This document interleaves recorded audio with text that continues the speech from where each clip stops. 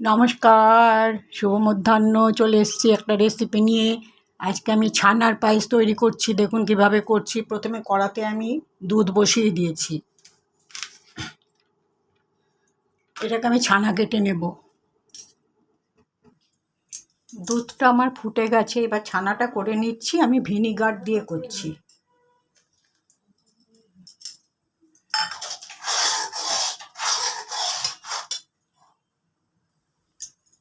পুরো ছানাটা আমার তৈরি করা হয়ে গেছে। এবার এটাকে আমি ঢেলে নিচ্ছি।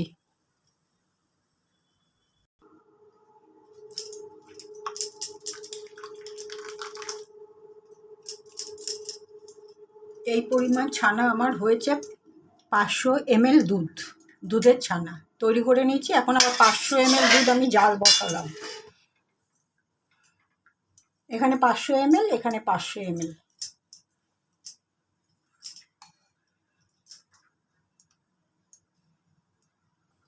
দিয়ে দিলাম একটা এলাচ। 500 ml 500 ml টোটাল 1 লিটার দুধের জন্য আমি এই পরিমাণ চিনি ব্যবহার করছি। দিয়ে দিচ্ছি চিনি।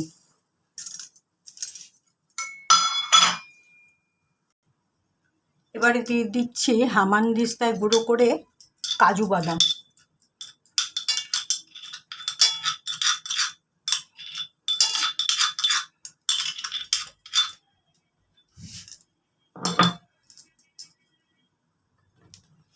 ভিনিগারে ছানাটা করেছি যেহেতু, সেই হেতু আমি এটা ঠান্ডা জল দিয়ে ধুয়ে নিয়েছি। এখন এটাকে দিয়ে দিচ্ছি। আমি লেবু দিয়ে যদি ছানাটা করতাম তবে আমি এটাকে ধুতাম না।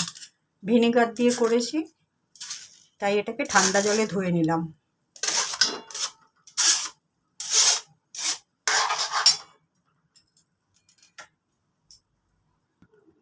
দিয়ে দিচ্ছি এই সামান্য কয়েকটা কিশমিশ।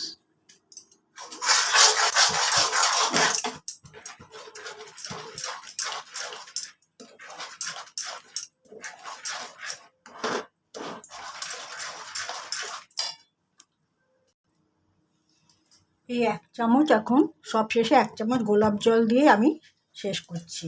এবার গ্যাস নিভিয়ে দেবো।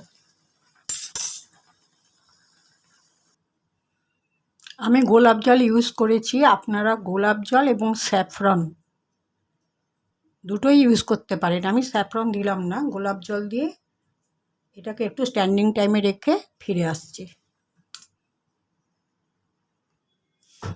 ছানার পায়েস আমি স্ট্যান্ডিং টাইমে রেখে এবার পাত্রর মধ্যে ঢেলে নিয়েছি। দেখুন এরকম হয়েছে। আপনারাও করবেন, দেখবেন খুব ভালো লাগবে এটা। যাই হোক, আমি আমার ভিডিওটা আজ এখানেই শেষ করলাম।